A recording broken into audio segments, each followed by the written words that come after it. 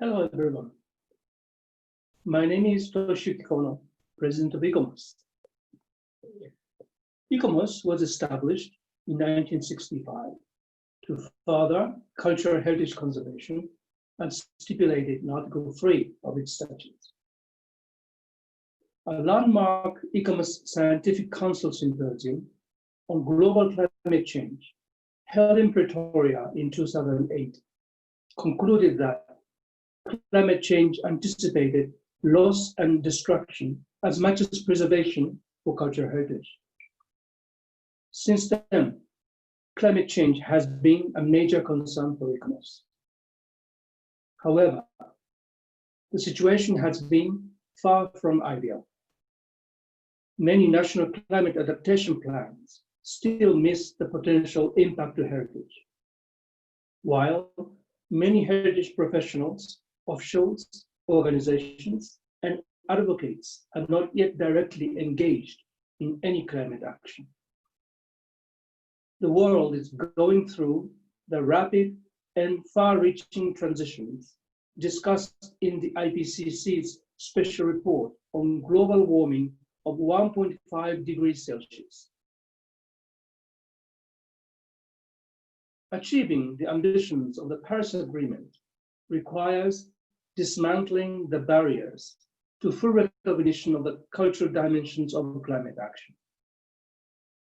In 2017, the 19th Triennial ICOMOS General Assembly, held in New Delhi, laid out a vision for mobilizing the cultural heritage community for climate change. Since then, ICOMOS has been active, and at the 43rd session of the World Heritage Committee, held in Baku on July 3rd, 2019, ICOMOS presented its report, The Future of Our Pasts, Engaging Cultural Heritage in Climate Action, Outline of Climate Change and Cultural Heritage.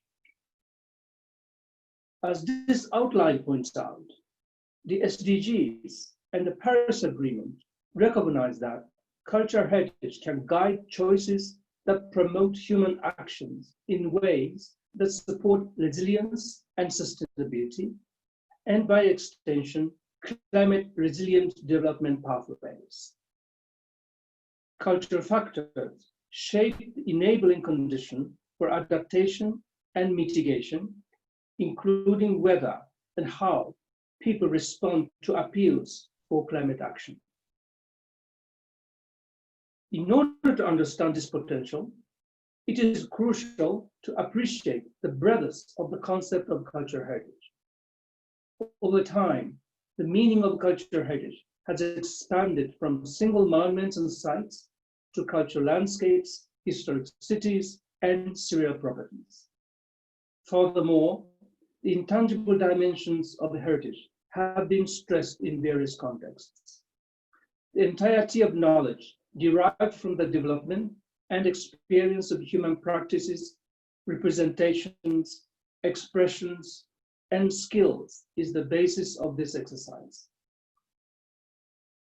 Despite the profound connection between climate change and natural and cultural heritage, the talents of thousands of heritage experts and communities who bear traditional knowledge have not yet been mobilized on climate change issues.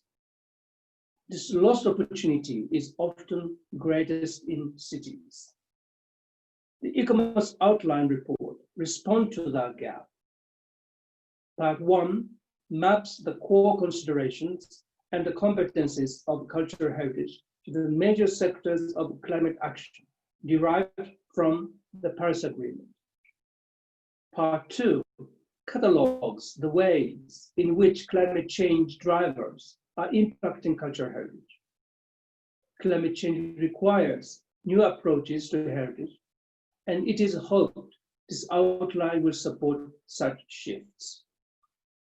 Also, this outline endeavors to advance the understanding of the dynamics in this field and to increase the ambition and effectiveness of diverse actors and constituencies in the urgent work of safeguarding our planet and its heritage. In this context, I am pleased to inform you that together with UNESCO, ICOMOS is preparing an expert meeting with the IPCC on climate change and heritage for the second half of this year or the first half of 2021.